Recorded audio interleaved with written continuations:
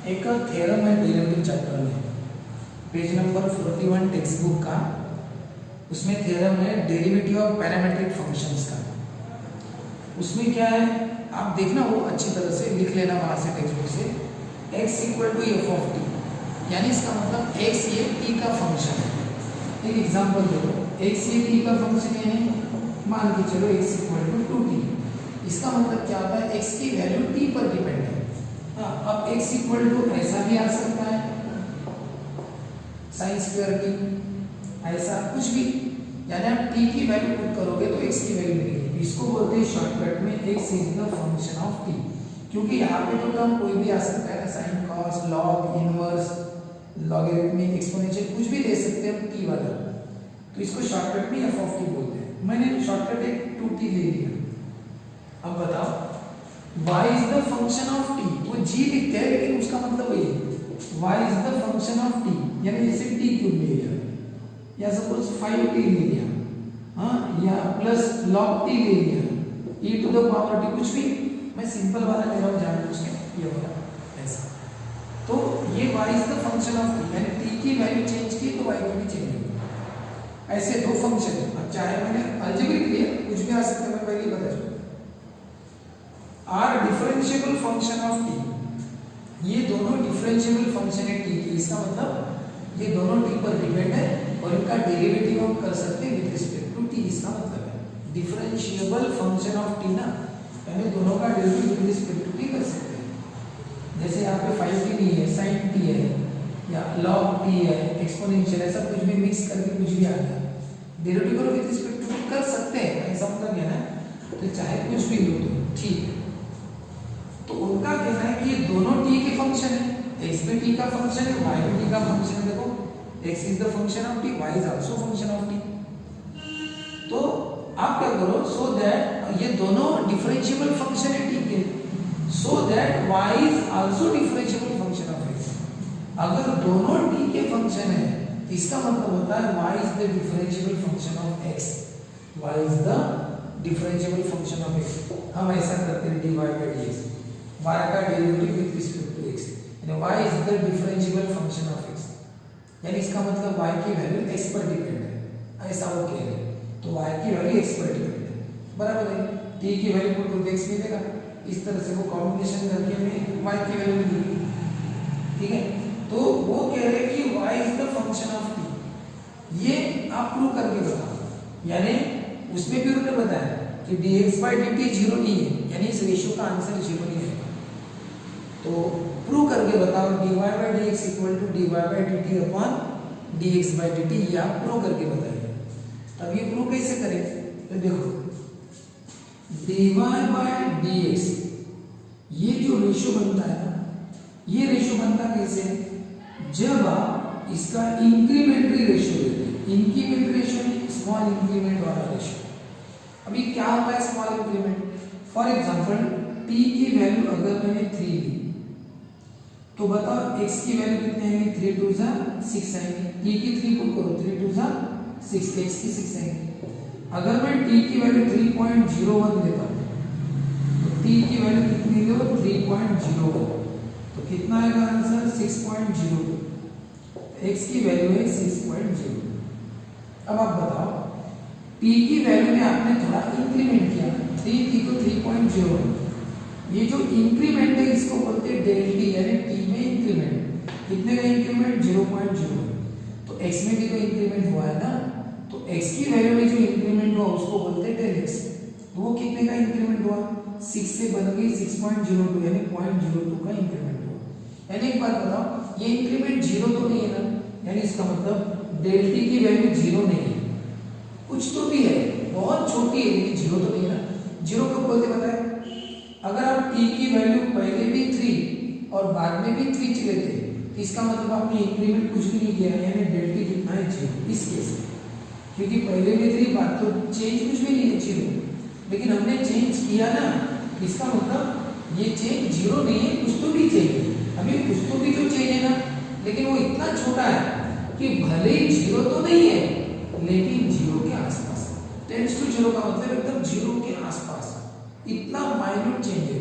अब एक बात बताओ, आपने टी में बहुत छोटा सा चेंज किया, पॉइंट वाला 0, तो बताओ एक्स टी में चेंज किया तो एक्स में भी चेंज हुआ।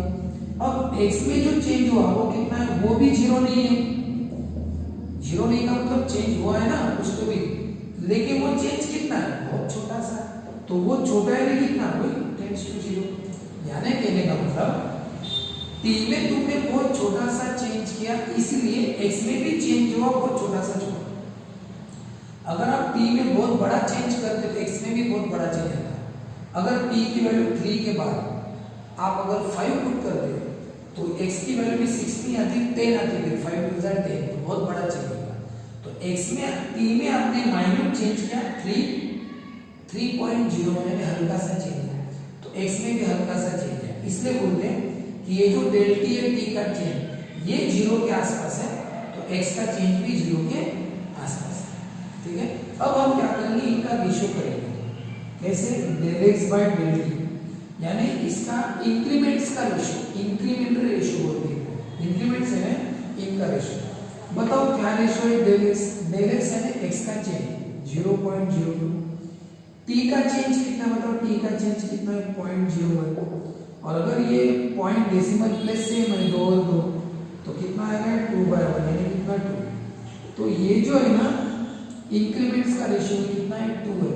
और इस रेशियो की खासियत है कि इस रेशियो में ये रेशियो डिपेंड, जो इंक्रीमेंट का रेशियो डिपेंड करता है टी पर। कैसे, आप टी की वैल्यू पुट करते हो तब आपको एक्स की वैल्यू मिलती है। ठीक है, तो टी की वैल्यू आपने चेंज कितना किया, बहुत छोटा सा, तो ये जो इसमें लिमिट रखी जाती है कि जो आप चेंज करोगे टी वाला वो कैसा रहेगा, टेंड्स टू 0 यानी नहीं के बराबर चेंज करना, एकदम माइन्यूट चेंज। ठीक है ना, तो ये जो माइन्यूट चेंज वो आपको बताना पड़ेगा कि हमने ये जो रेशियो बनाया, ये रेशियो बनते समय हमने जो टी का चेंज किया है, डेल टी यानी टी का चेंज, ये बहुत छोटा सा है 0 के आसपास यानी नहीं के बराबर, 0.0 यानी नहीं के बराबर, एकदम छोटा सा चेंज। ये बेसिक है। हाँ, तो वो नीचे लिखना कि इस रेशियो में शुरुआत किसी भी टी के चेंज से ना, तो टी का चेंज जो है ना वो 0 के आसपास है, तो इस रेशियो की वैल्यू है 2। तो इसी रेशियो को बाद में लिखते हैं dx/dt, यानी del X by del T को ही क्या बोलते हैं, dx/dt। तो बताओ x का derivative with respect to t कितना है, 2 है। ये डेरिवेटिव यानी डिफरेंशिएशन की प्रोसेस है। डेरिवेटिव वैल्यू क्या होता है, x का differentiation with respect to t कितना है 2। अब ये डिफरेंशिएशन कैसा है वो उससे बताता है। देखो ये 0.02 है ना, तो एक्चुअली क्या है, ये डिफरेंस है। कैसे 0.02, x का चेंज, x की वैल्यू कितनी थी 6.02 नई वाली, पुरानी कितनी है 6, तो दोनों का डिफरेंस है कितनी 6.02 - 6। बताओ नीचे डेल टी, टी का चेंज, टी की वैल्यू नई कितनी है 3.01, पुरानी कितनी है 3, तो नई वैल्यू से पुरानी वैल्यू माइनस करोगे तभी तो तुम्हें डिफरेंस दिखेगा ना। तो बताओ ये कितना डिफरेंस है 0.0, ये डिफरेंस कितना है 0.0, ये है कि डिफरेंस का रेशियो, डिफरेंशिएशन। ठीक है ना, इसलिए बोलते हैं x का derivative with respect to x, यानी x का differentiation with respect to t, ऐसा है। तो वो बराबर की एक्चुअल है कि वैल्यू का डिफरेंस करो, जो भी आया वो डिफरेंस का रेशियो करो, वो 2 आया। ठीक है, तो dx/dt 2 है। अगर मैं आपको ये प्रॉब्लम देता करने के लिए और आप दोनों डेरिवेटिव करो, तो आप कैसा करते हैं, differentiate with respect to t, right side में t है ना, t with respect to t का आप सिंबल लगाते हैं लेफ्ट में भी और राइट में भी। x का डेरिवेटिव क्या होता है dx/dt, और 2 कांस्टेंट बाहर, t का विद रिस्पेक्ट टू t कितना होगा 1, तो आंसर 2 आया। तो बताओ dx/dt 2 होगी। तो ये एक्चुअली ये प्रोसेस है, लेकिन आपको कैसा, हर बार थोड़ी ऐसा करके देंगे, आपको डायरेक्ट उसके फॉर्मूले बनाने, डेरिवेटिव के फॉर्मूले ग्रुप ए बी सी के। तो ये ग्रुप ए का फॉर्मूला है कि कांस्टेंट बाहर करो, t का विद रिस्पेक्ट टू t 1 होता है।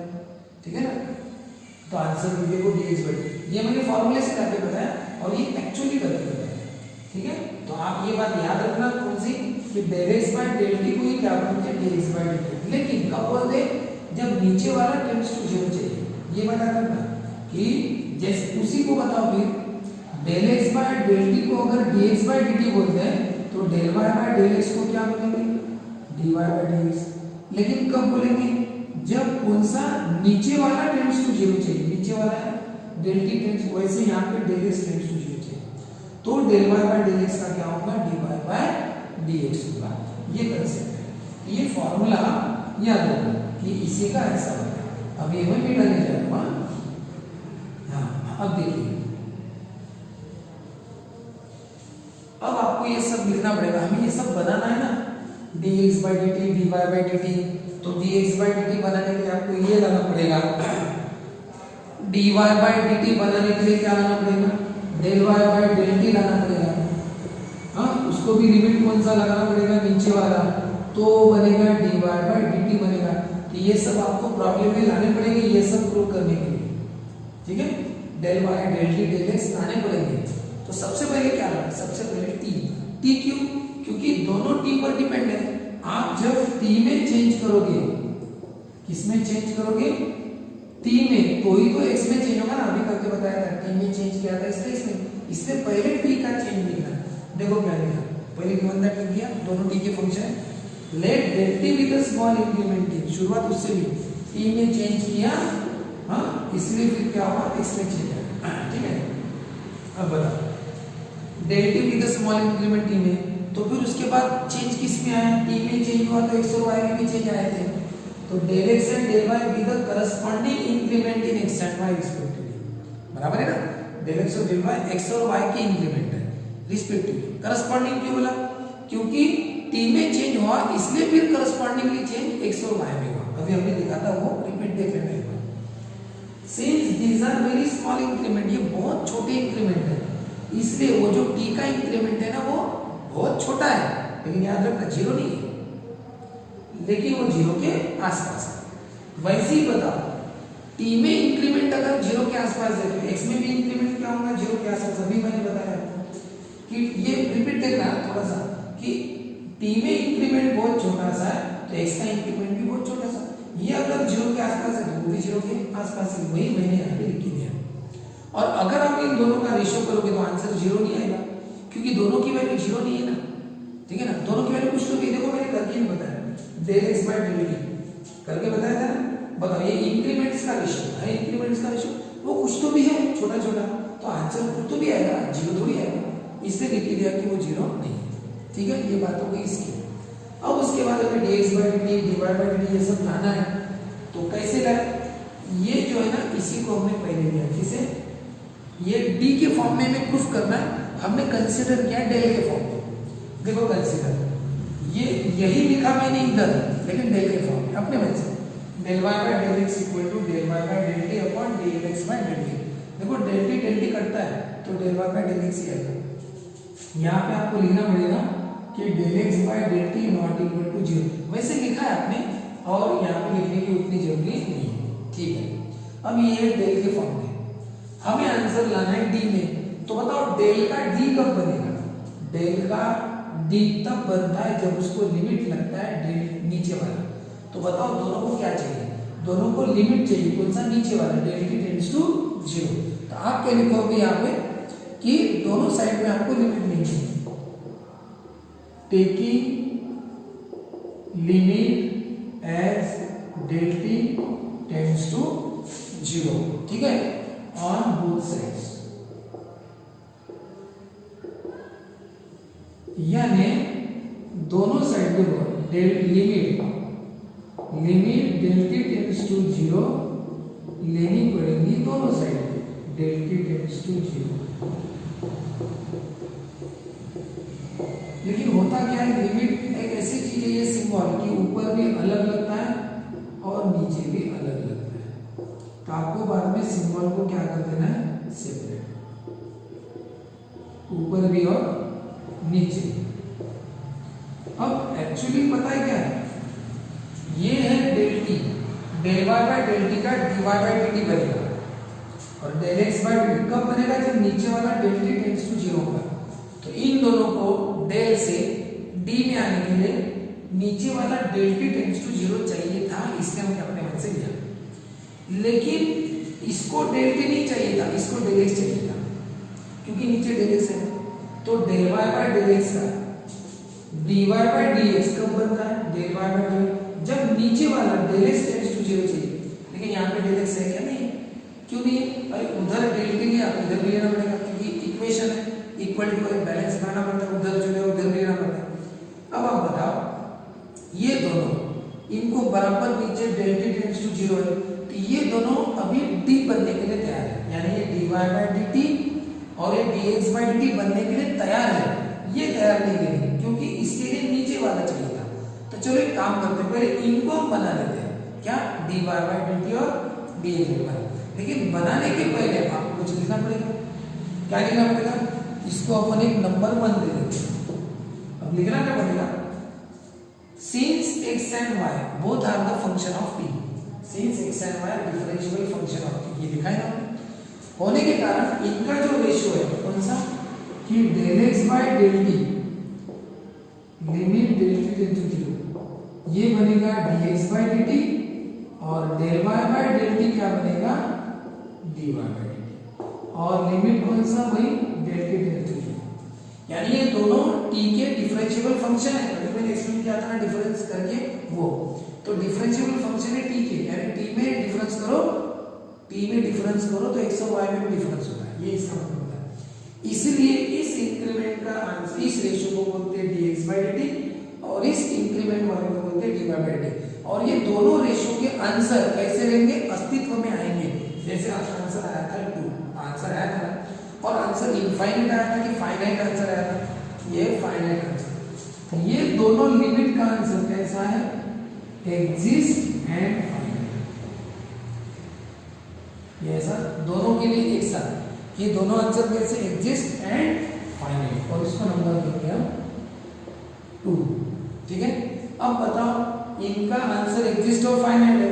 अब आप इन दोनों की वैल्यू को, इनकी वैल्यू ये है, तो आप इक्वेशन 1 में ये वैल्यू पुट कर सकते हैं दोनों। तो क्या लिखेंगे? From 1 and 2